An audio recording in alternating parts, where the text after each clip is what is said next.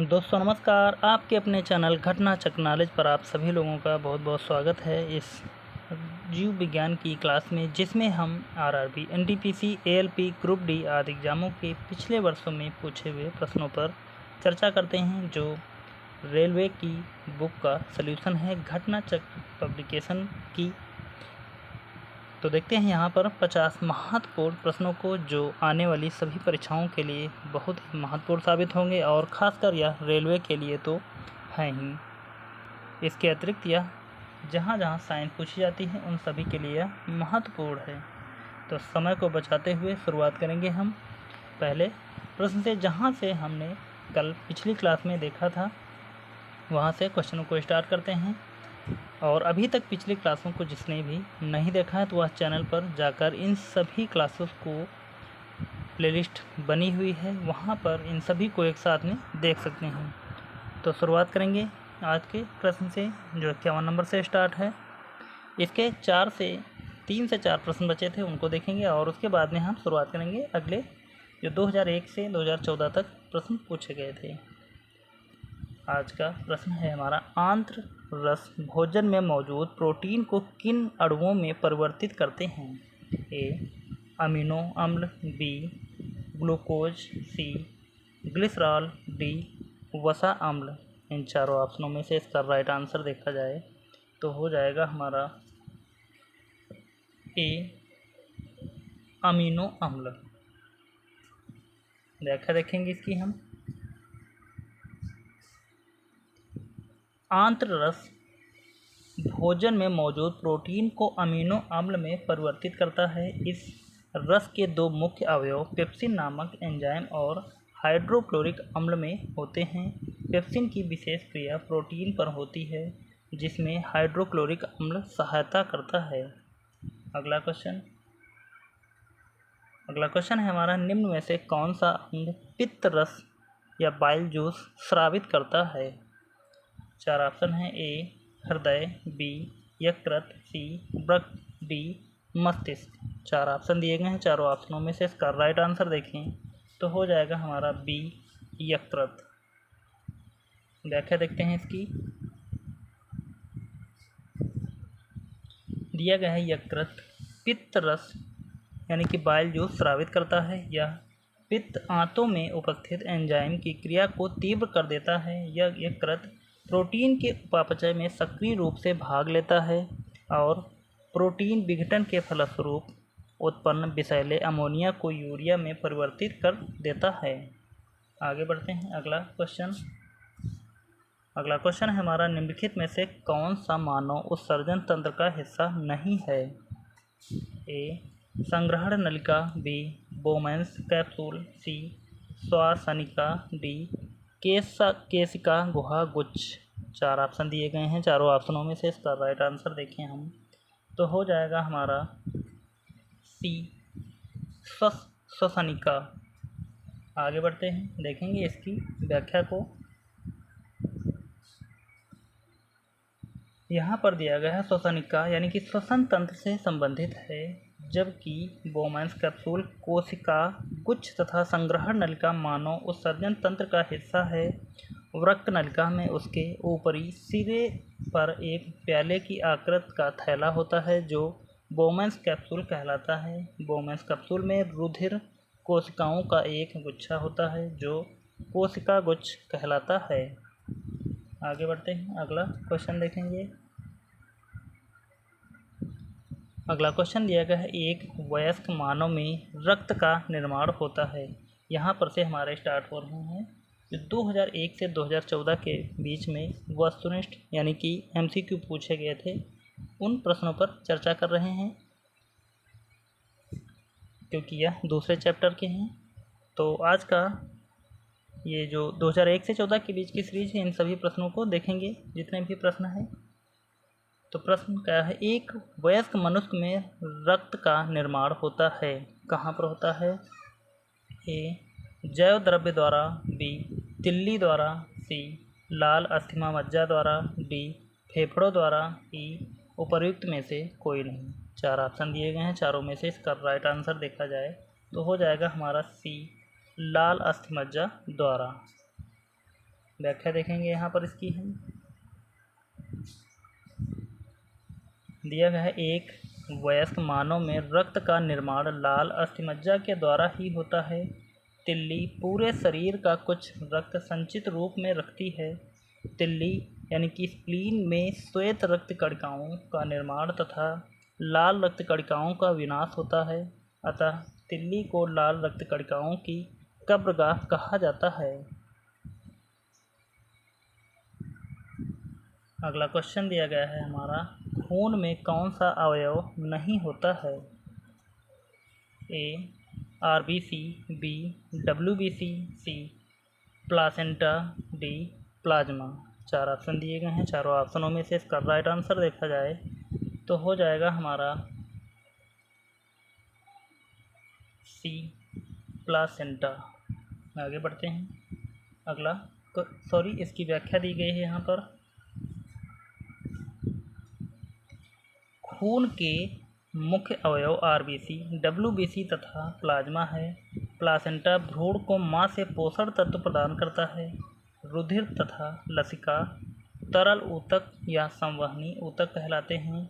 ये भी एक प्रकार के संयोजी ऊतक हैं जो शरीर के विभिन्न अंगों को एक दूसरे में संबंध करते हैं, किंतु सुविधा के लिए इनको अलग तरह का ऊतक मानते हैं। इनका मैट्रिक्स तरल दशा में होता है जिसे प्लाज्मा कहते हैं।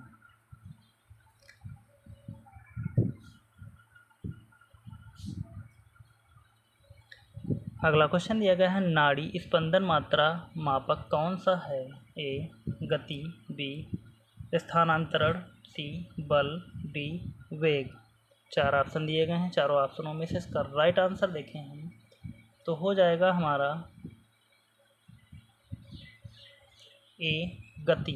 नाड़ी स्पंदन मात्रा मापक कौन सा है? गति। अगला क्वेश्चन, नाड़ी गति द्वारा डॉक्टर ज्ञात करता है। ए रक्तचाप, बी सांस गति, सी हृदय की धड़कन, डी इनमें से कोई नहीं। चारों ऑप्शनों में से इसका राइट आंसर यदि हम देखें तो हो जाएगा हमारा सी हृदय की धड़कन। नाड़ी गति द्वारा डॉक्टर ज्ञात करता है हृदय की धड़कन। अगला क्वेश्चन दिया गया है, मानव रक्त का पीएच लगभग कितना है? मानव रक्त का लगभग पीएच देखें ऑप्शन के अनुसार, ए 3, बी 7.4, सी 12, डी 6। चारों ऑप्शनों में से इसका राइट आंसर देखा जाए तो हो जाएगा हमारा मानव रक्त का पीएच 7.4 यानी कि बी वाला ऑप्शन हमारा राइट आंसर हो जाएगा। दूध का यदि पूछा जाए तो हमारा 7.4 होगा। लार का पूछा जाए तो यह भी 7.4 के आसपास होता है। यह घटता बढ़ता रहता है लार का, क्योंकि खाने के पहले कुछ दूसरा होगा और खाने के बाद में कुछ दूसरा हो जाएगा, तो थोड़ा सा चेंजेस आता रहता है। और नींबू का 2.4 होता है। आगे बढ़ते हैं। यहाँ पर देखेंगे इसकी हम व्याख्या को। रक्त एक तरल संयोजी ऊतक है जिसमें तरल प्लाज्मा और ठोस रुधिर कणिकाएँ पाई जाती हैं। एक स्वस्थ मनुष्य में 5 से 6 लीटर तक रक्त पाया जाता है। मानव शरीर में रक्त की मात्रा कुल शरीर भार का लगभग 7% होता है। रक्त हल्का क्षारीय होता है।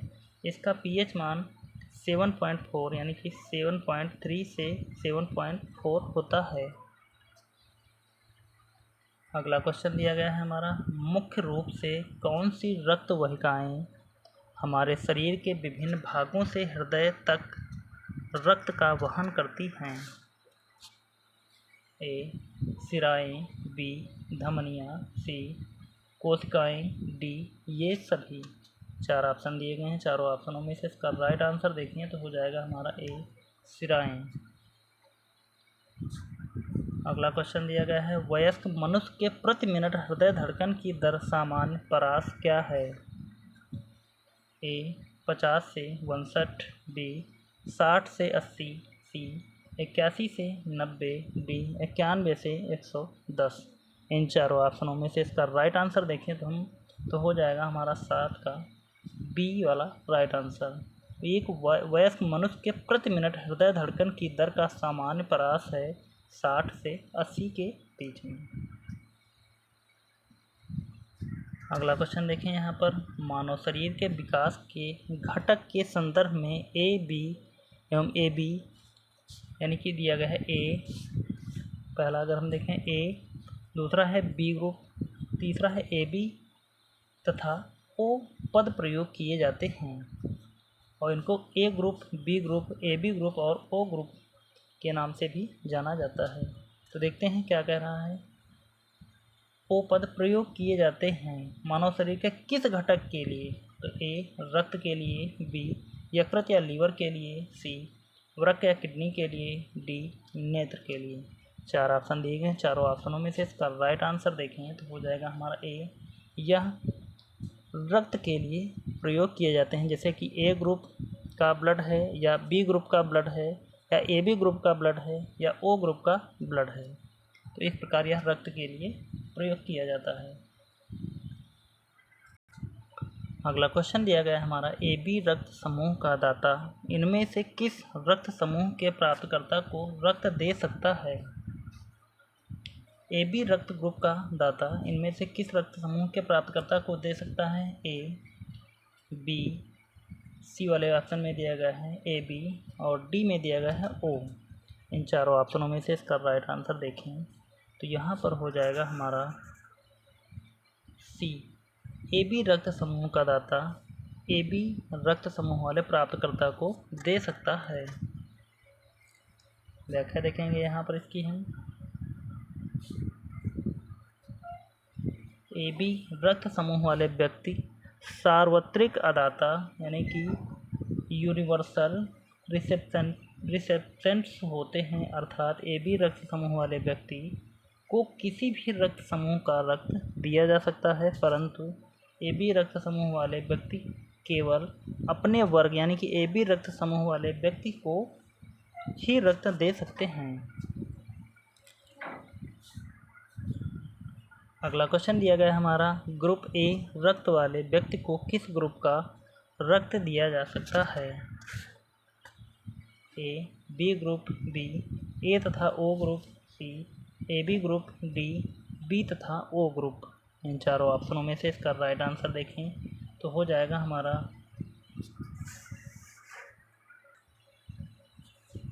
ए रक्त वाला है। तो यह क्वेश्चन आपके लिए हम होमवर्क के लिए देते हैं, आप हमें बताना कि इसका राइट आंसर क्या होगा। बहुत ही आसान सा क्वेश्चन है, या हम इसको क्लास के अंत तक यदि आप लोगों ने नहीं बताया तो हम इसका आंसर दे देंगे, लेकिन कोशिश करना कि आप हमें ज़रूर बताएं इसका आंसर। अगला दिया है हमारा, निम्नलिखित में से कौन सा कार्य गुर्दे का नहीं है? ए रक्तचाप का नियमन, बी प्रतिजैविकी एंटीबायोटिक्स का स्राव, सी मूत्र को बाहर निकालना, डी शरीर के तरलों की अम्लता का नियमन। चारों ऑप्शनों में से इसका राइट आंसर हो जाएगा हमारा बी प्रतिजैविकी यानी कि एंटीबायोटिक्स का स्राव।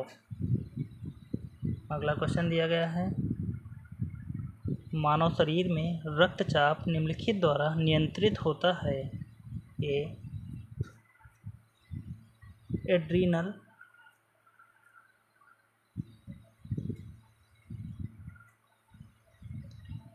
Gland, B thyroid gland, C thymus gland, D corpus luteum.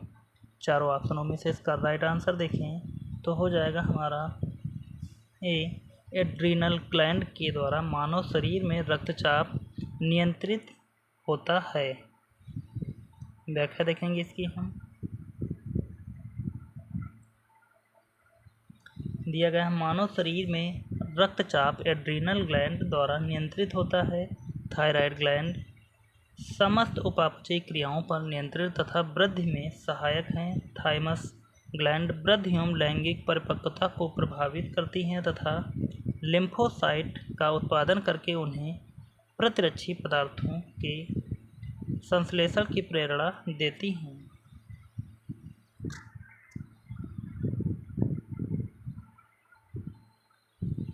अगला क्वेश्चन दिया गया है यहाँ पर, प्रतिजन एक पदार्थ है जो ए विष का विषाहार के रूप में उपयोग किया जाता है, बी हानिकारक जीवाणुओं को मार डालता है, सी शरीर के तापमान को कम करता है, डी प्रतिरक्षा संवेग को प्रेरित करता है। 4 ऑप्शन दिए गए हैं। चारों ऑप्शनों में से यदि इसका राइट आंसर देखा जाए तो हो जाएगा हमारा डी, प्रतिजन एक पदार्थ है जो प्रतिरक्षा संवेग को प्रेरित करता है। अगला क्वेश्चन, खाद्य पदार्थों को खराब होने से बचाने के लिए प्रयोग किया जाता है, A oxalic acid, B boric acid, C acetic acid, D citric acid. 4 option दिए गए हैं। चारों ऑप्शनों में से इसका राइट आंसर देखें तो हो जाएगा हमारा डी साइट्रिक एसिड। अगला क्वेश्चन है हमारा, रक्ताल्पता या खून की कमी एक दशा है जो संबंधित है, ए निम्न हीमोग्लोबिन से, बी कवकी संक्रमण से, सी हार्मोन की अनियमितता से, डी जोड़ों या जॉइंट्स में दर्द से। 4 ऑप्शनों में से इसका राइट आंसर देखें हम तो हो जाएगा हमारा ए निम्न हीमोग्लोबिन से।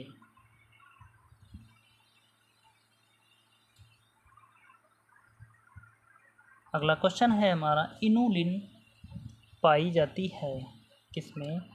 4 ऑप्शनों में से देखते हैं इसका राइट आंसर, ए आलू के ट्यूबर में, बी अदरक के प्रकंद में, सी डहेलिया के कांटदार मूलों में, डी प्याज के बल्ब में।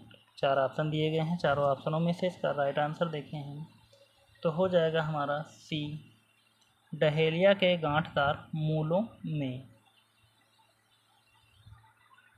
अगला क्वेश्चन अगर हम देखें, स्फिग्मोमैनोमीटर चिकित्सकीय उपकरण का उपयोग किसके परीक्षण के लिए किया जाता है?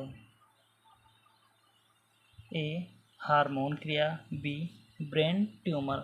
तो यहाँ पर सिर्फ 2 ही ऑप्शन दिए गए हैं। यहाँ पर यदि हम तीसरा ऑप्शन लिखें सी, तो यहाँ पर हम तीसरे ऑप्शन में लिख देंगे रक्त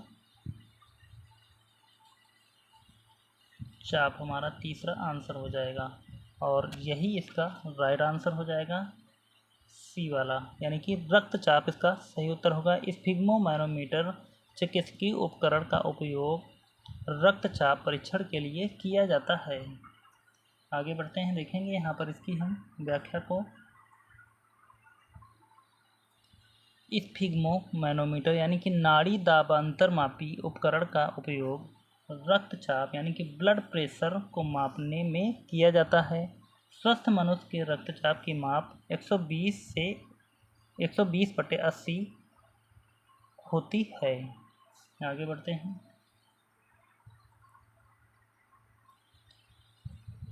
अगला क्वेश्चन हमारा, निम्नलिखित में से कौन शीत रक्त जानवर है?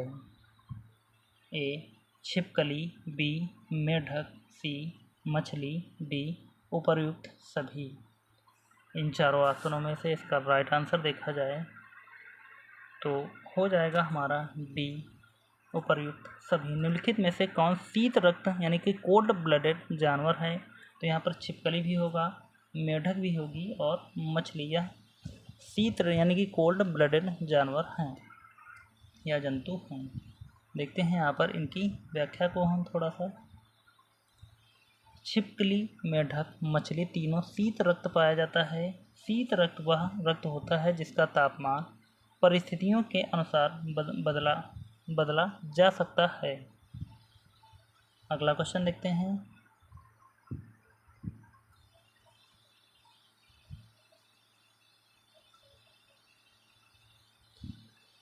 मानव शरीर में कार्बोहाइड्रेट निम्नलिखित रूप में संग्रहित रहता है। ए चीनी, B starch, C glucose, D glycogen. 4 option दिए गए हैं। चारों ऑप्शनों में से इसका राइट आंसर देखें हम तो हो जाएगा हमारा डी ग्लाइकोजन।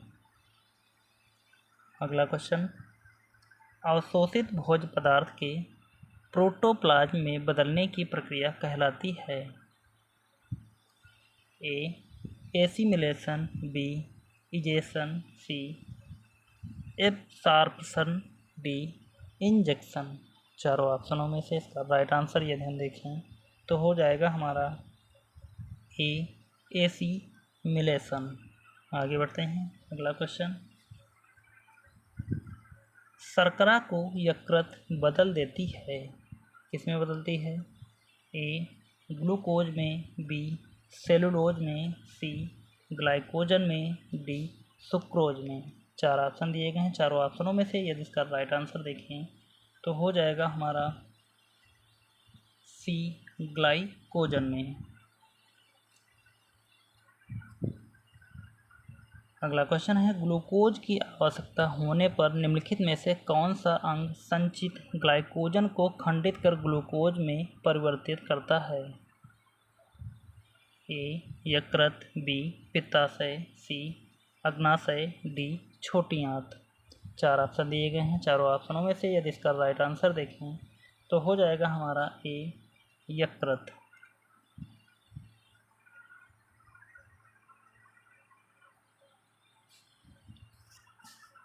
व्याख्या दी गई है इसकी, यकृत रक्त के ग्लूकोज वाले भाग को ग्लाइकोजन में परिवर्तित कर देता है, जो संचित पोषण तत्वों के रूप में यकृत कोशिका में संचित हो जाता है।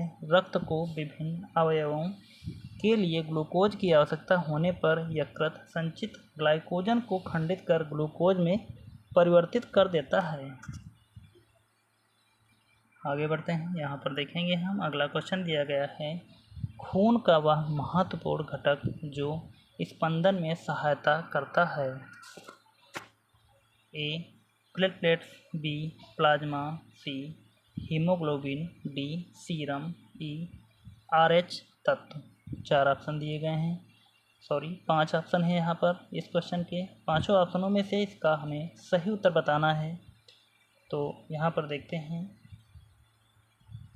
ए इसका राइट आंसर होगा। प्लेटलेट्स खून का वह महत्वपूर्ण घटक जो स्पंदन में सहायता करता है या है। व्याख्या देखेंगे इसकी हम। दिया गया है, रक्त में पाई जाने वाली रुधिर प्लेटलेट्स स्वयं टूटकर रक्त का थक्का जमने में मदद करती है। रक्त में इनकी मात्रा 2 से 5 लाख प्रति घन मिमी होती है। इन्हें थ्रोम्बोसाइट्स भी कहा जाता है। अगला क्वेश्चन दिया गया है हमारा, डैश में प्रतिरक्षी बनते हैं? ए लाल अस्थिमज्जा, बी प्लीहा, सी यकृत, डी लसिका। चार ऑप्शन दिए गए हैं, चारों ऑप्शनों में से इसका राइट आंसर हो जाएगा हमारा डी लसिका। अगला क्वेश्चन दिया गया है हमारा, निम्नांकित में से मानव शरीर के किस तंत्र द्वारा हार्मोन नियंत्रित होते हैं? ए अंतःस्रावी तंत्र, बी परिसंचारी तंत्र, सी प्रतिरक्षक तंत्र, डी प्रजनन तंत्र, ई पाचन तंत्र। चारों ऑप्शनों में से इसका राइट आंसर देखें तो हो जाएगा हमारा ए अंतःस्रावी तंत्र।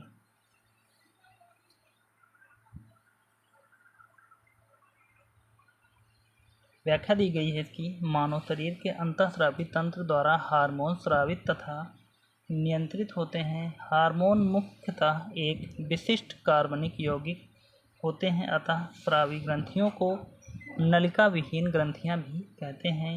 यही ग्रंथियां हार्मोन की स्रोत होती हैं। अगला क्वेश्चन दिया गया है हमारा, किस हार्मोन को मादा हार्मोन के नाम से भी जाना जाता है? ए टेस्टोस्टेरॉन, बी ऑक्सीटोसिन, सी एस्ट्रोजन, डी फेमिनोनोजन। चार ऑप्शन दिए गए हैं, चारों ऑप्शनों में से यदि इसका राइट आंसर देखें तो हो जाएगा हमारा सी एस्ट्रोजन। व्याख्या देखेंगे यहाँ पर इसकी हम। एस्ट्रोजन हार्मोन महिलाओं में पाया जाता है, जबकि टेस्टोस्टेरोन पुरुषों में पाया जाता है। एस्ट्रोजन को ही मादा हार्मोन के नाम से जाना जाता है। अगला क्वेश्चन दिया गया है हमारा, सूची 1 को सूची 2 के साथ में सुमेलित कीजिए। 4 ऑप्शन दिए गए हैं। चारों ऑप्शनों में से इनमें से इसका राइट आंसर हमको बताना है। मिलान करते हैं सबसे पहले हम। तो कार्बोहाइड्रेट किससे प्राप्त होता है, यहाँ पर हम लगाएंगे इसका स्टार से मिलान करेंगे। और एंजाइम कहाँ से मिलेगा, तो ये पेप्सिन से संबंधित हो जाएगा। हार्मोन कौन सा है, प्रोटीन इनमें से अगर देखें तो हमारा प्रोटीन हो जाएगा केराटिन प्रोटीन है। और हार्मोन कौन सा है, प्रोजेस्टेरॉन, ये हमारा हार्मोन हो जाएगा। तो इस प्रकार ए का 2, बी का 1, सी का 4 और डी का 3।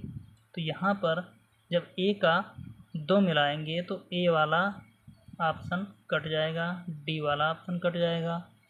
और बी का 1 जब मिलाएंगे तो या तो कटेगा नहीं। और आगे सी का जब हम देखेंगे सी का 4, तो सी का 4 हमारा बी वाले में ऑप्शन में मिलेगा, सी वाला ऑप्शन कट जाएगा। बी इसका राइट आंसर हो जाएगा। व्याख्या देखेंगे इसकी हम।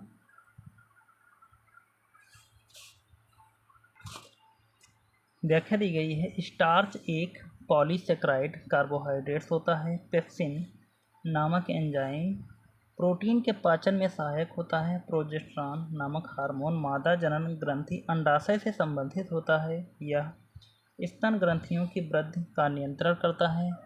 केराटिन नामक प्रोटीन त्वचा में विशेष रूप से बालों तथा नाखूनों में पाया जाता है। अगला क्वेश्चन दिया गया है, चर्बी को हजम करने में जो पित्त द्रव सहायता करता है वह स्रावित होता है। ए श्लेष्मी से, बी पेट से, सी अग्नाशय से, डी जिगर से। 4 ऑप्शन दिए गए हैं। चारों ऑप्शनों में से इसका राइट आंसर देखें तो यहाँ पर हो जाएगा हमारा डी जिगर से। अम्ल का स्वाद होता है, कैसा होगा, ए मीठा, बी नमकीन, सी खट्टा, डी तीखा। चारों ऑप्शनों में से अम्ल का स्वाद जो है वह हो जाएगा हमारा सी खट्टा होता है। और यहाँ यदि अम्ल के स्थान पर क्षार का स्वाद पूछा जाए, क्षार, तो कैसा होगा क्षार का स्वाद, कसैला।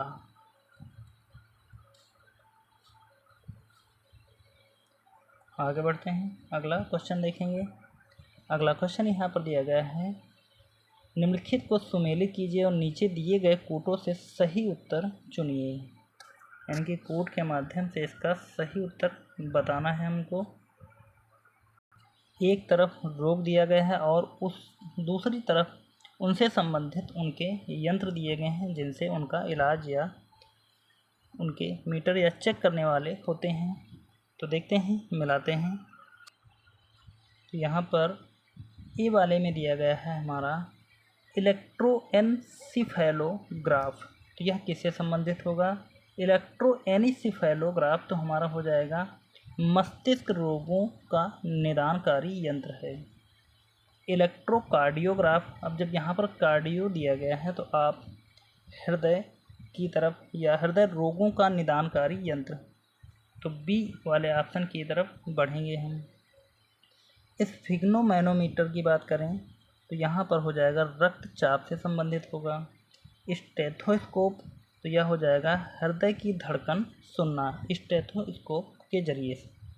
तो यहाँ पर यदि हम मिलाएं कोड के माध्यम से देखें तो ए का 2, जब ए का 2 होगा हमारा, ए का 2 सिर्फ बी वाले ऑप्शन में ही है, बाकी हमारे तीनों ऑप्शन कट जाएंगे। बी हमारा राइट आंसर हो जाएगा। आगे बढ़ेंगे, देखेंगे यहाँ पर इसकी थोड़ी सी व्याख्या को। दिया गया है इलेक्ट्रोएन्सीफेलोग्राफ मस्तिष्क रोगों का निदानकारी यंत्र है। इलेक्ट्रोकार्डियोग्राफ हृदय रोगों का निदानकारी यंत्र है। स्फिग्नोमैनोमीटर से रक्तचाप मापा जाता है तथा स्टेथोस्कोप द्वारा हृदय की धड़कन सुनी जाती है। अगला क्वेश्चन दिया गया है, ट्रेड मिल टेस्ट कौन सी चिकित्सा से संबंधित है? ए हृदय, बी फेफड़ा, सी गुर्दा, डी पैर। 4 ऑप्शन दिए गए हैं। चारों ऑप्शनों में से इसका राइट आंसर देखें हम तो हो जाएगा हमारा ए हृदय। अगला क्वेश्चन दिया गया है हमारा, सूची 1 और सूची 2 का सुमेलित कीजिए तथा सूचियों के नीचे दिए गए कोड का उपयोग करते हुए सही उत्तर का चयन कीजिए। तो यहाँ पर हमको इसका सही मिलान करना है। उसके बाद में कोड यहाँ पर दिया गया है, तो उसके बाद में कोड के माध्यम से इसका सही उत्तर भी बताना है। तो देखते हैं, मिलाते हैं इसको हम।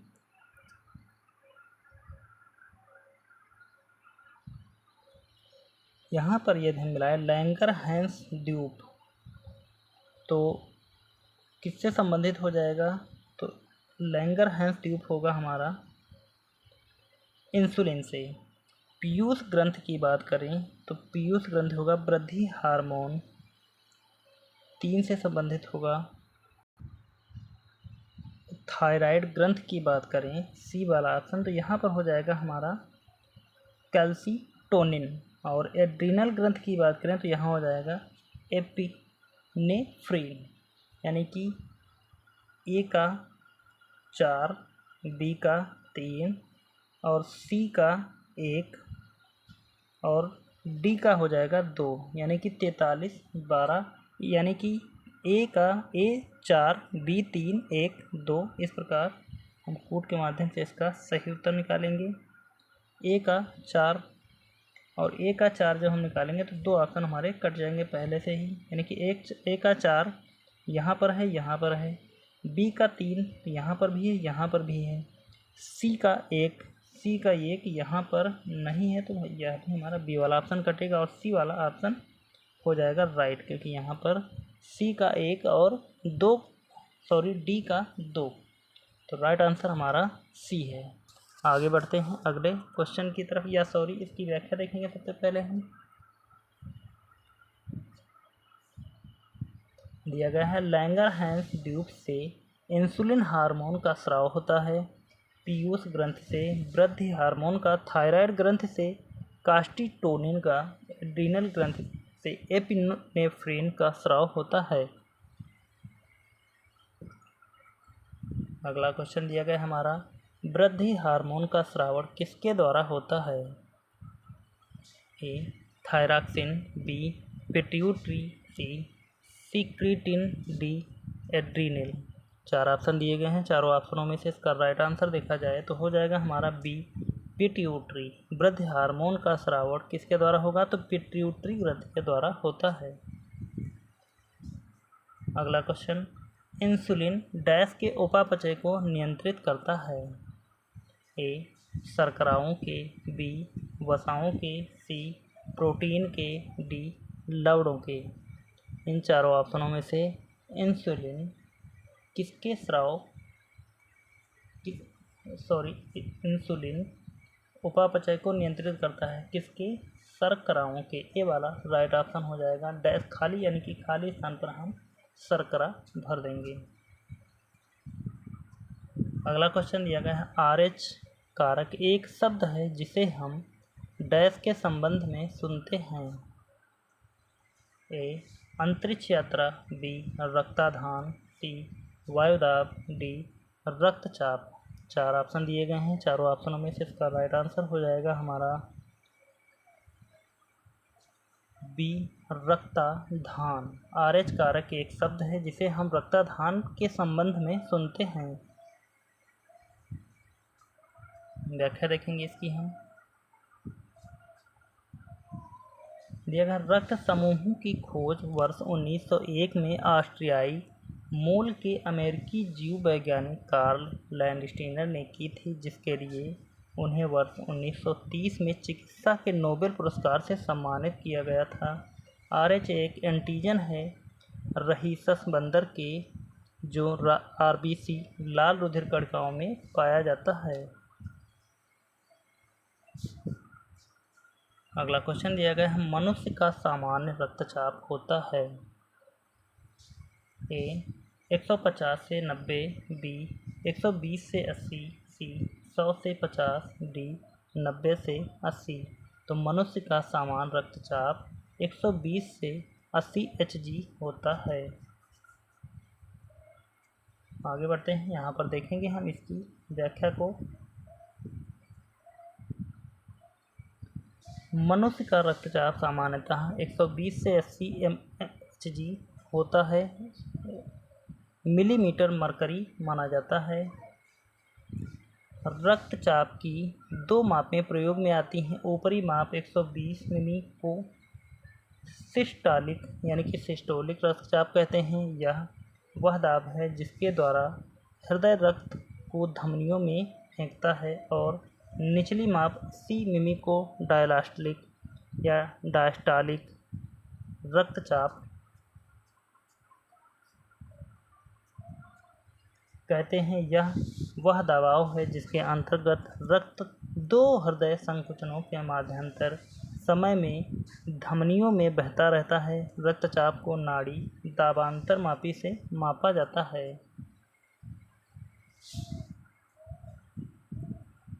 हीमोग्लोबिन में उपस्थित होता है, क्या उपस्थित होता है?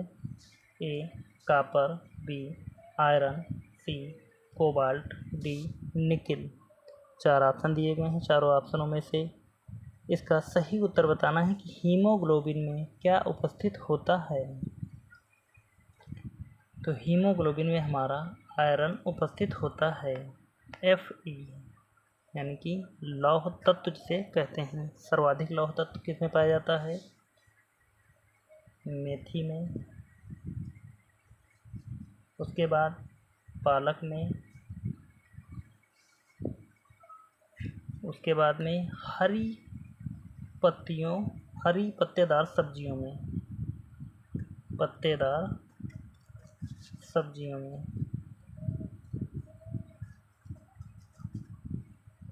आगे बढ़ते हैं, अगला क्वेश्चन देखते हैं। हीमोग्लोबिन पाया जाता है ए आरबीसी में, बी डब्ल्यूबीसी में, सी प्लेटलेट्स में, डी अस्थि मज्जा में। 4 ऑप्शन दिए गए हैं। चारों ऑप्शनों में से इसका राइट आंसर हो जाएगा हमारा ए आरबीसी में हीमोग्लोबिन पाया जाता है। अगला क्वेश्चन है हमारा, लाल रुधिर कणिका डैश में बनती है? ए यकृत, बी अस्थिमज्जा, सी वृक्क, डी हृदय। 4 ऑप्शन दिए गए हैं। चारों ऑप्शनों में से इसका राइट आंसर हो जाएगा बी अस्थिमज्जा में लाल रुधिर कणिका बनती है। अगला क्वेश्चन देखते हैं।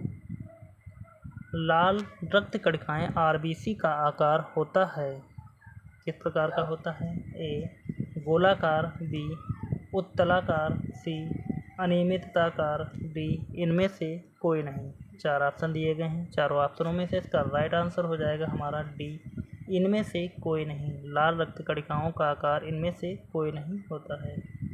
व्याख्या देखेंगे यहाँ पर कि किस प्रकार का होता है। दिया गया है, लाल रुधिराणु केवल कशेरुकी जंतुओं में पाए जाते हैं। स्तनधारियों के लाल रुधिराणु उभयतल यानी कि बाई कॉन्केव होते हैं। इनमें केंद्रक नहीं होता। केवल ऊंट तथा लामा ऐसे स्तनधारी हैं जिनकी लाल रुधिर कणिकाओं में केंद्रक पाया जाता है।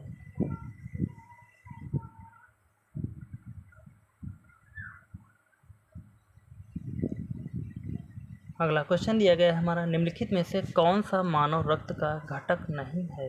ए डीएनए, बी प्लाज्मा, सी आरबीसी यानी कि लाल रुधिर कणिका, डी प्लेटलेट्स। 4 ऑप्शन दिए गए हैं। चारों ऑप्शनों में से इसका राइट आंसर हो जाएगा ए डीएनए। निम्नलिखित में से कौन सा मानव रक्त का घटक नहीं है? तो डीएनए मानव रक्त का घटक नहीं है। बाकी यह तीनों घटक मानव रक्त यानी कि ब्लड के पार्ट हैं। अगला क्वेश्चन है, मानव शरीर में रक्त के निर्माण का स्थान है? ए हृदय, बी प्लीहा, सी यकृत, डी अस्थि मज्जा।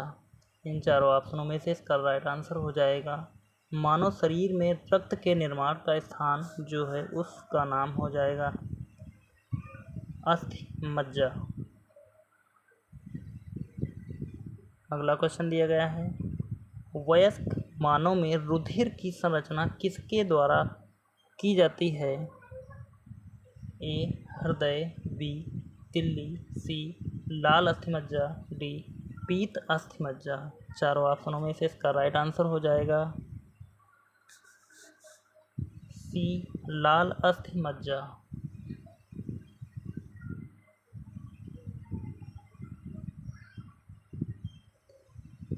व्याख्या दी गई है, अस्थिमज्जा के मध्य मज्जा गुहा यानी कि मैरो कैविटी होती है जिसमें अस्थिमज्जा उपस्थित होती है। उसके मध्य में मज्जा पीली तथा किनारों पर लाल होती है।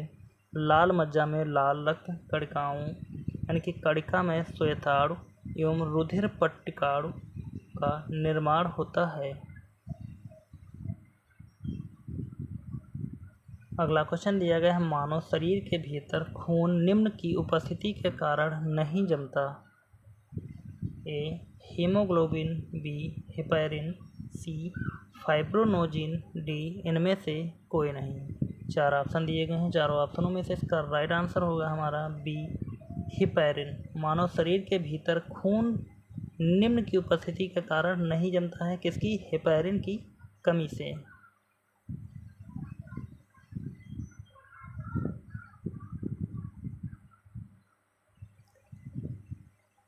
अगला क्वेश्चन दिया गया है, रक्त को जमाने में कौन सा प्रोटीन उपयोग में आता है? ए फाइब्रिनोजन, बी राइजोबियम लेग्यूमिनोसरम, सी स्टेफाइलोकक्कस, डी नोनोक्सारलोन। चार ऑप्शन दिए गए हैं, चारों ऑप्शनों में से इसका राइट आंसर हो जाएगा हमारा ए फाइब्रिनोजन। रक्त को जमाने में कौन सा प्रोटीन उपयोग में आता है? तो फाइब्रिनोजन हो जाएगा। अगला क्वेश्चन, हीमोग्लोबिन और क्रोमेटिन के निर्माण के लिए आवश्यक खनिज लवण है? ए क्लोरीन, बी आयोडीन, सी लौह, डी सोडियम। चार ऑप्शन दिए गए हैं, चारों ऑप्शनों में से इसका राइट आंसर हो जाएगा कि हीमोग्लोबिन और क्रोमेटिन के निर्माण के लिए आवश्यक खनिज कौन सा है? तो राइट आंसर है हमारा सी लौह।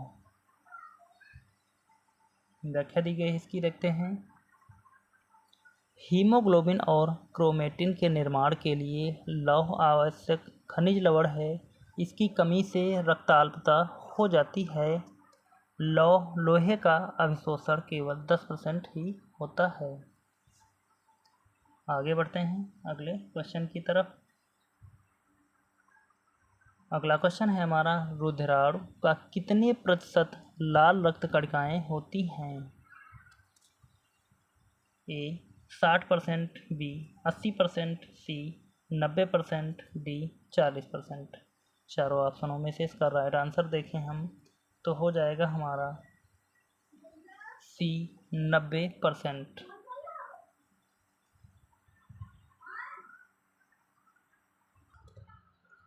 व्याख्या देखेंगे इसकी हम, मानव शरीर में रुधिराणु का लगभग 40 से 99.9% भाग लाल रक्त कणिकाएं होती हैं। रक्त में लाल रंग हीम के कारण होता है।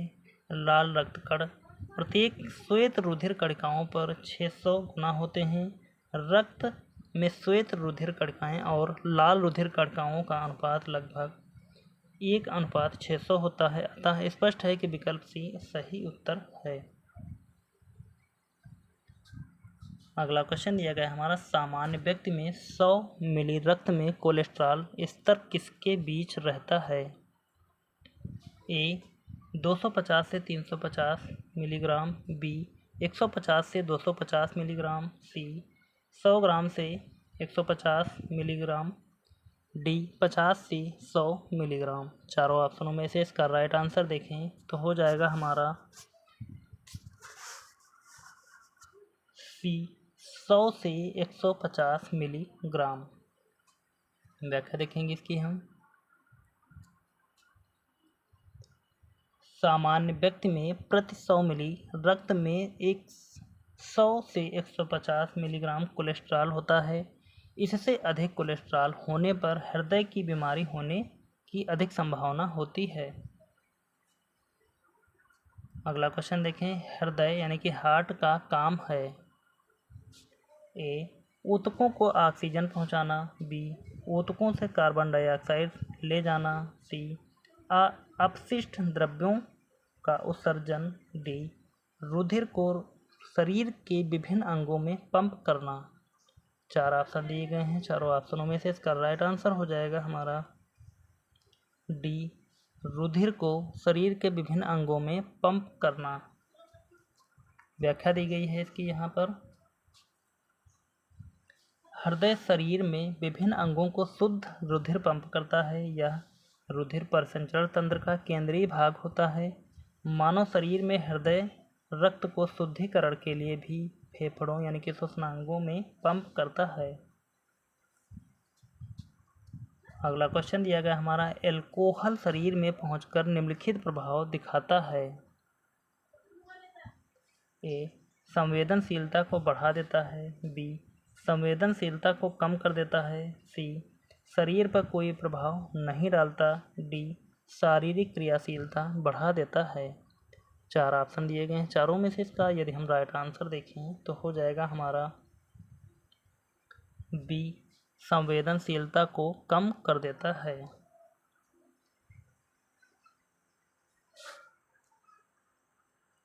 अगला क्वेश्चन है हमारा। कौन सा हार्मोन नहीं है।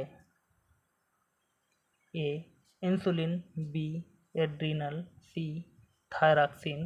D, haemoglobin. 4 ऑप्शन दिए गए हैं। चारों में से इसका राइट आंसर बताना है कि कौन सा हार्मोन नहीं है। तो यहाँ पर कौन कौन से हार्मोन दिए हैं इनको अगर हम छांटें तो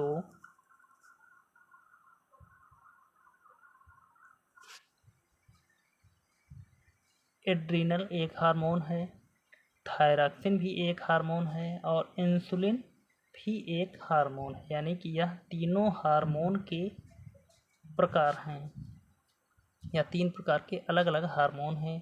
बल्कि डी हमारा राइट आंसर होगा, हीमोग्लोबिन।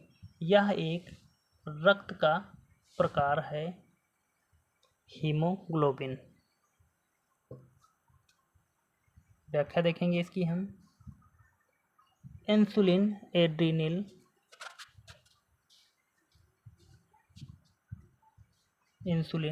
एड्रीनलिन तथा थायरॉक्सिन तीनों हार्मोन हैं जो क्रमशः पैनक्रियाज, एड्रीनल तथा थायराइड ग्रंथि से स्रावित होते हैं, जबकि हीमोग्लोबिन रक्त में पाया जाने वाला एक पदार्थ होता है।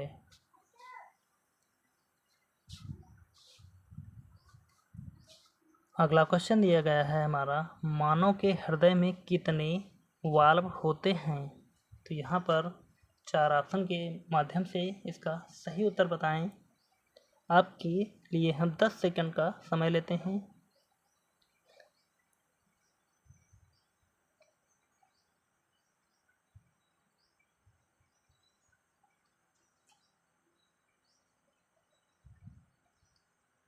और तब तक आप इस क्वेश्चन का हमें उत्तर बताएं और तब तक हमने जो भी एक क्वेश्चन पीछे छोड़ा था उसका उत्तर हम आपको बताते हैं इसी क्लास में, क्योंकि आप लोग कमेंट तो करके बताते नहीं हैं।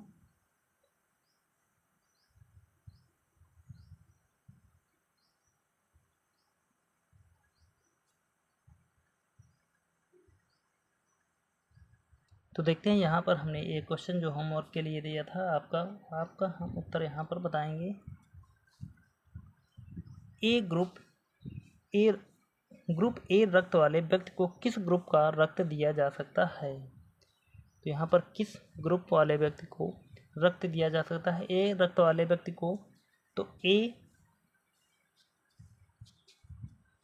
ग्रुप वाले व्यक्ति को ए ग्रुप का रक्त दिया जा सकता है। इसके अतिरिक्त ओ ग्रुप का भी रक्त दिया जा सकता है, यानी कि ए तथा ओ दोनों ग्रुप के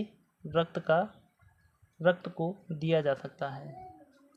यहाँ पर इसकी व्याख्या आप देखना चाहें, सॉरी व्याख्या की कोई आवश्यकता नहीं है। तो बढ़ते हैं हम लास्ट क्वेश्चन की तरफ।